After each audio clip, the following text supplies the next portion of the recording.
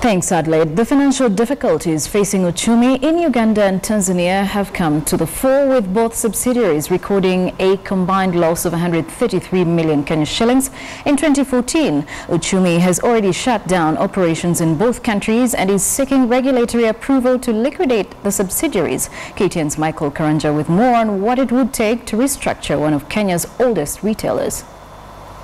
It came as no surprise on Wednesday when Uchumi supermarkets announced it would be shutting down its operations in both Uganda and Tanzania. Since taking over as Chief Executive Officer in August, Dr. Julius Kipngetich has made it clear that sealing revenue leakages and propping up profitability was his #1 priority.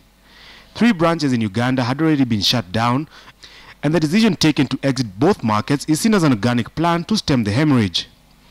In a statement in the local dailies, Uchumi indicated that it had been pumping an estimated 200 million shillings monthly to its Tanzania and Uganda businesses. While no specifics are given as to how long this was done, the subsidiaries' inability to be self-reliant played a big part in the management's decision to wind down operations.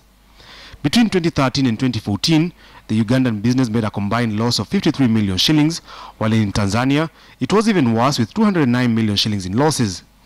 Both markets account for less than 5% of total revenue for Uchumi, making it necessary to stop the financial drain.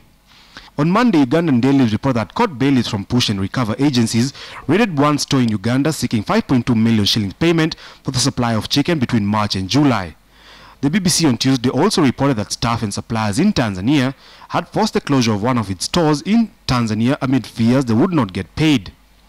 The Uchumi board has tasked the boards and management teams in both countries to cease operations and make arrangements to settle creditors' claims. Uchumi has also announced plans to liquidate assets in both countries to raise funds to pay off creditors and suppliers.